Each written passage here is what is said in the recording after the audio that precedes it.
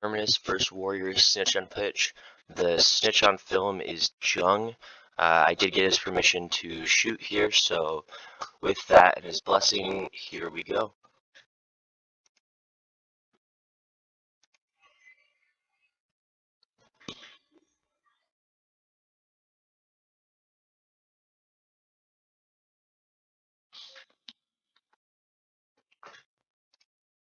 So two things to comment here. First of all, this is a live stream. You can actually hear my voice already in the background. So at a lot of tournaments, don't get yourself caught on a live mic.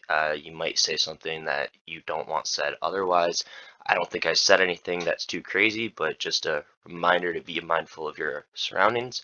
But as I said in this, like, what is Jung doing so close to the other team's side? You start on the far side of the pitch, like I showed in my last video. When you start here, there's another thing to think about is it gets confusing when seekers sub on and off of still tracking who you're looking for because it might be a different body type, it might be a different size, whatever it is, it's harder to identify immediately. If somebody goes subs off and subs in with a different person, can lead to some disappointing situations. So that's just a general piece of advice. However, Jung is pretty good at grappling in general, so we'll see how the rest of this game goes to point out.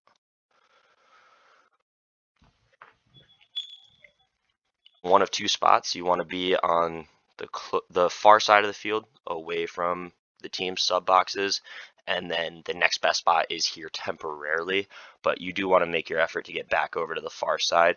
It's just the most ideal spot.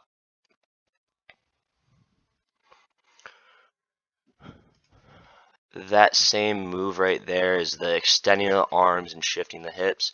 Jung doesn't quite get his hips as far over, and Ryan's doing a great job of kind of setting up like some minor arm sweeps here, not really showing their full array of techniques. I'm going to show hopefully a video soon with just Ryan Davis techniques or some secret techniques in general, but this is good movement there by Jung, good pushing and extending the arms and just making that pivot.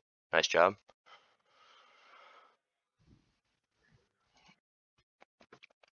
That the push before Ryan is coming in. Personally, I'm not a fan of this move. I think that your arms should be more like absorbing the seeker coming into you. Like, I don't want to push somebody and just kind of like almost like off the line in football where you just go and kind of like pop the offensive or defensive lineman. I don't really think like that. I think it's more I extend my arms into the person as they're coming in, so it's kind of just meeting the force. It also allows you to kind of control, like, if I'm going up against somebody lighter, I don't need it as much force. It's not going to be as aggressive to them, so it kind of matches that person's level of play, using what force is necessary. Also, you can end up in a weird situation where you go to push somebody and you hit a wrong spot or you accidentally hit the net. It's just not worth it. Again, this is a minor thing, and Jung's not being too aggressive. Ryan's definitely not getting hurt here, so it's not a concern in this particular case. But again, just a habit I would slightly change.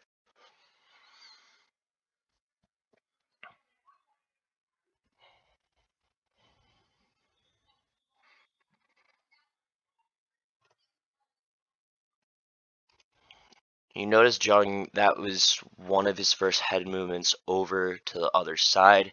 Good job. He's a little bit too far into like center pitch main play for my liking. I think he's about to pivot around looking at the way his foot movement is. But overall, good interactions here with Ryan so far. Nothing too complex to analyze, but good job.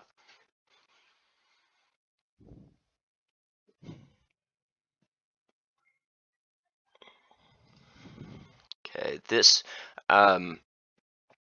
if you don't sprawl your hips back or pivot, this is what ends up happening. Your feet technically get stuck under the seeker when they go to dive in, and then you end up kind of falling back.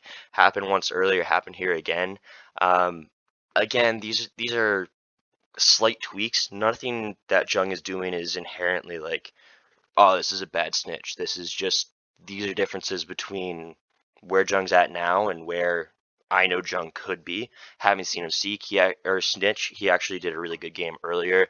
Um, this is just in general some advice for improving, but again, nothing really bad here. I just, as a philosophy, I tend to try and say, stay in play as long as possible. If you can avoid falling down, do it. But again, your leg gets caught on a dive, you fall, just get back up and keep play moving.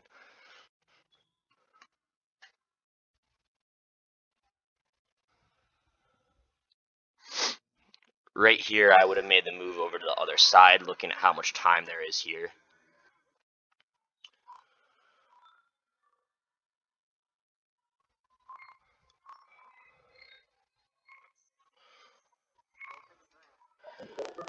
I don't remember who's recording this. Just so you guys know, the original film here, this is on Quadball Corp. I believe that channel is owned by Tyler Beckman. um, that don't go for the broom pull is a very like good thing here to comment. The first attempt, good. You just kind of got a quick hand in there, tried to yank it, didn't work. I would not go for it again right there unless you see Ryan no longer holding the broom, and it's going to be an easy, like, simple pull, because as soon as you reach in, Ryan for sure is talented enough to just make a 2-second dive and snag that tail. You don't want that to happen.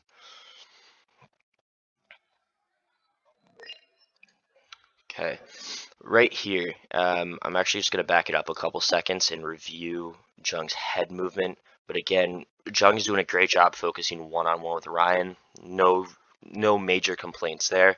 It's really just the head movement here and tracking where the other seeker is. I'm pretty sure the other seeker is subbed in at this point. I'm just going to back up a few seconds and check again.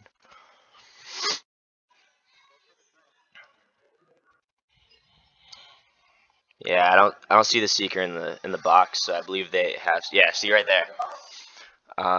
I knew this catch was something that happened. We're gonna back it up and actually slow it down because I'm curious, and then I have some comments on the pull itself. We're gonna go to slowest mode to watch. But before I press play, a couple things leading up to this. One, Jung is facing this side, and I haven't seen his head move in at least a few seconds to spot the other seeker. I know once he finishes this engagement with Ryan, he immediately is looking, which is still better than not looking at all. And this is where I see most average snitches do, like, for head movement, is they finish the engagement and then they're looking. Like I said, it's how I differentiate average to getting better is the head movement in particular.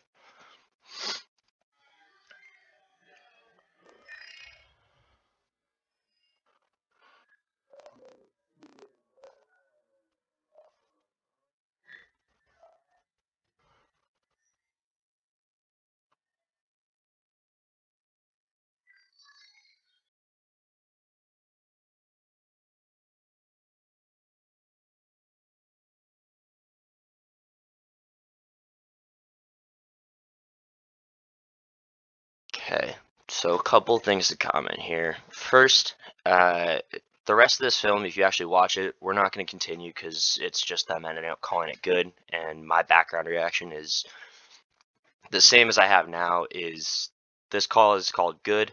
If you were to watch that again, the technical rule is at the time of the snitch tail getting pulled from the shorts, even if you hold that tail for 0.001 seconds, if you are in sole possession of it and actually have a grip on it, counts as a clean catch. Personally, I'm not a fan of that as a rule. I think you should have to maintain it all the way to the ground, or something else feels like it's a little too close for comfort to make that call. There's a lot of times where snitch refs, snitches, and ref team have to make bang bang decisions. Um, I don't know. I would not be a fan of being in that meeting, being like, yeah, they made the pull, like, good pull. Yeah, you call it good because after review, it looks like the Seeker 71. I'm not sure which person that is, pulls, and it's a clean catch. But if I was to rate the snitch rule, I'd say, nah, you gotta got to hold it to the ground. Otherwise, I question if you really had possession of it. Again, that's personal thoughts. That's nothing off of the USQ rules team. I don't have any say there. This is just, again, my thoughts on a review. But if you back up a few more seconds, I'm going to switch to full speed now.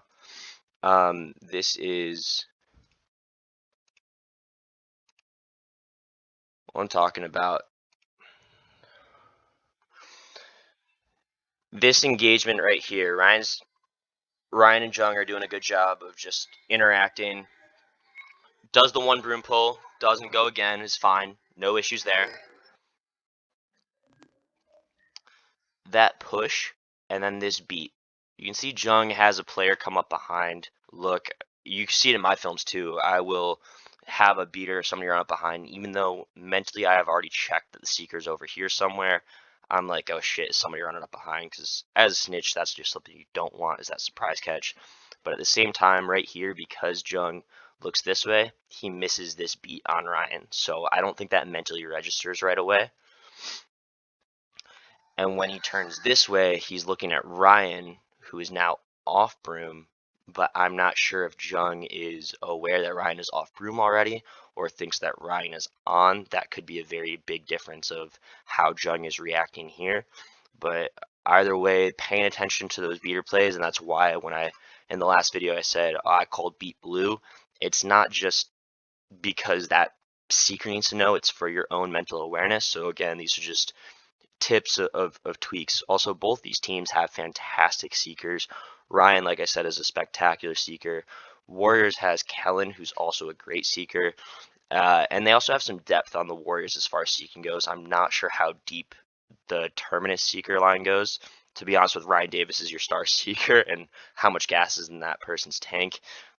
You don't need a ton of depth, but either way, great teams, so there's no shame in getting caught early here. But this being confusing for the Snitch is definitely a factor. Tried to turn around at the last second. Also turned in. If you're going to make that last second turn, got to turn away. But again, I think it's just a reflex type thing. Unfortunately, this catch was called good, which, looking at the review, does seem to be the right call. Great job by the ref team. Again, it's the right call by the rules. Me as a spectator and somebody who enjoys watching, I think the rule should be to hold possession of the ground. This was a very good game to watch, Warriors versus Terminus all around. It was a very close game, and this catch was definitely a big momentum swing in the Warriors' favor, and then ultimately ended up leading to a victory. I believe the final score was, I say, like 155 to 120. Yeah, definitely a really good game all around.